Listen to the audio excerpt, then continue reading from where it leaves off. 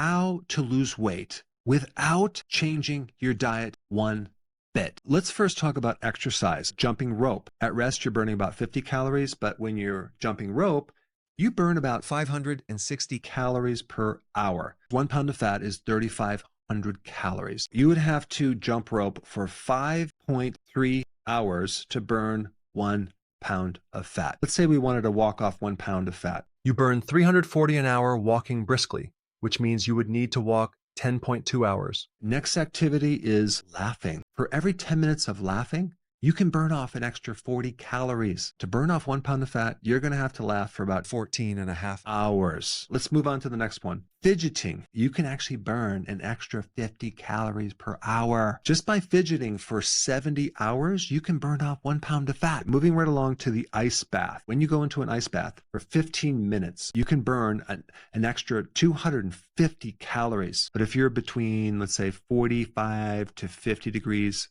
Fahrenheit, spending 14 sessions, which is basically doing it every day for 2 weeks, you could potentially lose 1 pound of fat. The reason why you burn fat is your body has to maintain this core temperature. So it's going to do whatever it can to keep you warm, and it's going to generate a lot of heat. And that's how you burn calories when you do the ice bath. You'll actually hear that if you breathe faster, okay, you can even burn more calories. To burn 1 pound of fat, you're going to have to breathe deeply for about 291 hours. Let's get to the next one.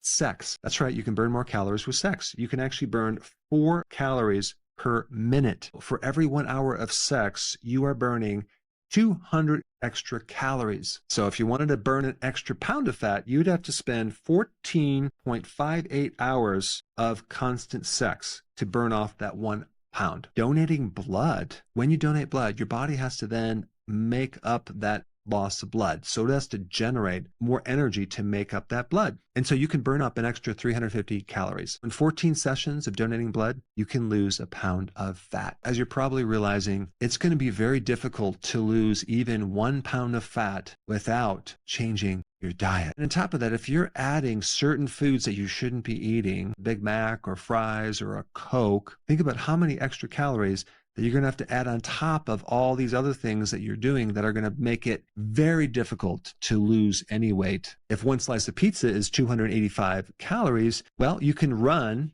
3 miles to burn that off. If the Big Mac is 550 calories, you can bike for an hour to burn that off. But we're not talking about weight loss. We're just talking about breaking even, okay? And that soda, that's 270 calories, that's doing Zumba for 45 minutes just to break even. Unfortunately, 15% of all the activities that I just mentioned contribute to your actual weight loss, whereas 85% of the results from weight loss come from diet. You're going to have to change your diet. There is no other way. You cannot exercise your way out of a poor diet. I love exercise. I recommend it. I do it, but not necessarily for weight loss. What you get from exercise is higher fitness. You get better muscle tone. You get tremendous health benefits, but not necessarily a lot of weight loss. And unfortunately, when you see people at the gym week after week trying to exercise off their stomach or trying to lose weight with exercise, it's very tempting for me to go up to them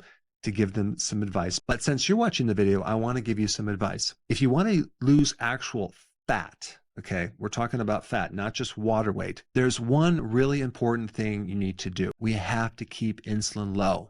But the cool thing about doing that is your appetite and your cravings will go away. That'll make it really easy to do and stick with. Because if you don't do that, you're going to have a massive struggle trying to lose weight with being hungry all the time with cravings. And that is torturous. To reduce insulin, you must go on a low carb diet, the ketogenic diet, where the primary thing you do is just lower your carbohydrates, not just sugar. You're going to have to look at the label and make sure they're between 20 and 30 grams for the entire day. But it's very important to point out that we're not just talking about sugar. We're talking about carbohydrate, which includes sugar. And starches are those hidden sugars that will keep you from losing weight. That would be the bread, pasta, cereal, crackers, biscuits, and ingredients like maltodextrin, wheat flour. Some people get rid of all the carbs. And they just eat like meat, eggs, fish, cheese. That's called carnivore. They don't have any plants. It's very simple to do, and they'll lose a lot of weight because they're bringing their carbs down to zero. We can also add in one more powerful thing to put your fat burning in hyper warp speed, and that is intermittent fasting. Because as you lower your carbs, it's going to be easier to stick with it because you're going to lose your appetite. And then if you just eat when you're hungry, you're going to be able to go longer without eating because you're going to lose your appetite. You may find that one day you just are hungry for one meal, and the next day, maybe it's 2 meals, but then the following day, you're not even hungry at all.